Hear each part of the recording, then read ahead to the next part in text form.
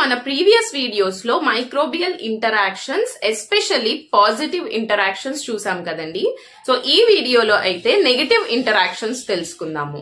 ఎమెన్సలిజం, competition, పారాసైటిజం and predation, ఈ 4 interactions negative interactions అండి. ఎమెన్సలిజం are యాంటాగోనిజం లో ఏం జరుగుతుందంటే, 2 స్పీషీస్ తీసుకుంటే మనం, లేదంటే 2 పాపులేషన్స్ తీసుకుంటే, పాపులేషన్ 1 జీవించడానికి ఏం చేస్తుంది, ఒక టైప్ ఆఫ్ కాంపౌండ్స్ ని ప్రొడ్యూస్ చేస్తుందండి. ఆ కాంపౌండ్స్ మిగతా స్పీషీస్ ఉంటాయి కదా, అంటే పాపులేషన్ 2 గానీ ఏవైనా గానీ మిగతా స్పీషీస్ కి హార్మ్ఫుల్ అన్నమాట. అంటే పాపులేషన్ 1 ప్రొడ్యూస్ చేసిన కాంపౌండ్స్ వల్ల మిగతా స్పీషీస్ అన్ని కిల్ అయిపోతూ ఉంటాయి అన్నమాట. సో ఇది ఎమెన్సలిజం లో జరిగే ఇంటరాక్షన్. ఒకవేళ ఎమెన్సలిజం లో మనకి ఆ ప్రొడ్యూస్ చేసిన కాంపౌండ్స్ ద్వారా మిగతా ఆర్గానిజమ్స్ ఏవైనా చనిపోకుండా ఉంటే, అవి వాటిల్ని ఆ కాంపౌండ్స్ ని తట్టుకోగలిగే శక్తి ఉంటే అవి సర్వైవ్ అవ్వగలుగుతాయి. లేదు అంటే మిగతా ఆర్గానిజమ్స్, అంటే ఆ కాంపౌండ్స్ కి ఏవైతే సెన్సిటివ్ గా ఉంటాయో ఆ ఆర్గానిజమ్స్ అన్ని చనిపోతాయి. ఫర్ ఎగ్జాంపుల్ మనకి యాంటీబయోటిక్స్ అండి. మనం ఎప్పుడన్నా మనకి ఏదన్నా ఇన్ఫెక్షన్ వచ్చినప్పుడు మనం యాంటీబయోటిక్స్ ఇస్తూ ఉంటాం కదా. ఆ యాంటీబయోటిక్స్ యూజ్ చేసినప్పుడు ఏమవుతుంది, పర్టికులర్ టైప్ ఆఫ్ ఆర్గానిజమ్స్ చనిపోతూ ఉంటాయి. అలా కాకుండా రెసిస్టెన్స్ ఉన్న ఆర్గానిజమ్స్ బతికే ఉంటాయి. దానివల్ల మనకి ఇన్ఫెక్షన్ తగ్గకుండా ఉంటది. అప్పుడు మళ్ళీ మనం ఆ యాంటీబయోటిక్ ని చేంజ్ చేసి అలా యూజ్ చేస్తూ ఉంటాం కదా. ఇదొక బెస్ట్ ఎగ్జాంపుల్ అన్నమాట.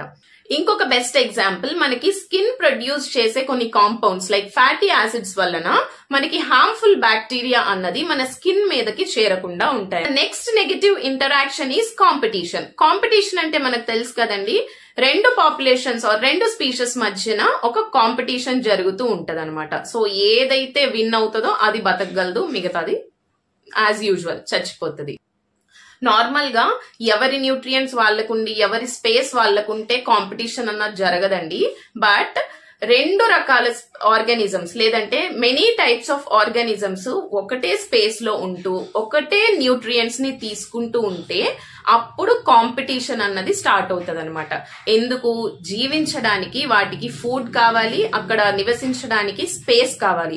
సో వాటి కోసం ఒక ఆర్గానిజం ఇంకొక ఆర్గానిజం తో కంపీట్ అవుతూ ఉంటది. సో అలాంటప్పుడు ఈ కాంపిటీషన్ లో ఏదైతే విన్ ఆర్గానిజం మాత్రమే అక్కడ ఫిట్ అవుతుంది. So this is about competition. Example, paramecium caudatum and paramecium aurelia, ఇవి 2 ఒకటే బ్యాక్టీరియా మీద ఫీడ్ అవుతూ ఉంటాయి. సో ఈ రెండిటి మధ్య ఏది గెలిస్తే అది ఆ బ్యాక్టీరియాని తినేసి చక్కగా హాయిగా నివసిస్తుంది అనమాట. సో ఇది example. The third one is parasitism. Parasites అంటే తెలుసు కదండి, ఇంకొక ఆర్గానిజం మీద దాన్ని చంపేసి లేదంటే దానికి హార్మ్ చేసి ఫీడ్ అవ్వడాన్ని పారాసైటిజం అంటాము.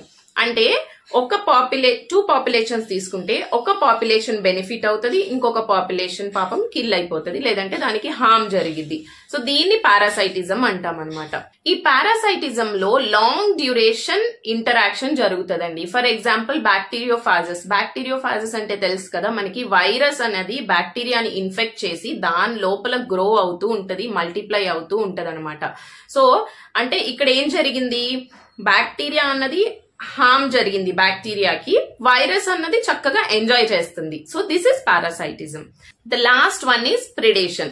ప్రిడేషన్ అంటే ఒక ఆర్గానిజం ఇంకో ఆర్గానిజం కి ప్రేగా మారుతుంది, అంటే ఫుడ్ గా మారిపోతుంది అనమాట. ఒక ఆర్గానిజం ఇంకొక ఆర్గానిజం ని అటాక్ చేసైనా లేదంటే ఎంగల్ఫ్ అంటే అమాంతం అట్లా మింగేసి డైజెస్ట్ చేసుకోవడం అనమాట. సో ప్రేలా మారిపోతుంది అనమాట. సో ప్రిడేషన్ అన్నది షార్ట్ టైం డ్యూరేషన్ అండి. Parasitism is long time duration and predation అన్నది షార్ట్ టైం డ్యూరేషన్. ఎందుకంటే ఒకేసారి తినేస్తుంది కాబట్టి ఇంకా దాని తర్వాత ఇంకా లైఫ్ ఉండదు కాబట్టి ఆ డ్యూరేషన్ అంతటితో క్లోజ్ అయిపోయింది. ఎగ్జాంపుల్, సాయిల్ లో ప్రెసెంట్ అయిన ప్రోటోజోవా ఉంటాయి కదా, ఆ ప్రోటోజోవా బ్యాక్టీరియాని తింటూ ఉంటాయి అనమాట, తినేస్తూ ఉంటాయి. ఎందుకంటే సాయిల్ లో ఆ బ్యాక్టీరియా లెవెల్స్ ని మెయింటైన్ చేయటం కోసం.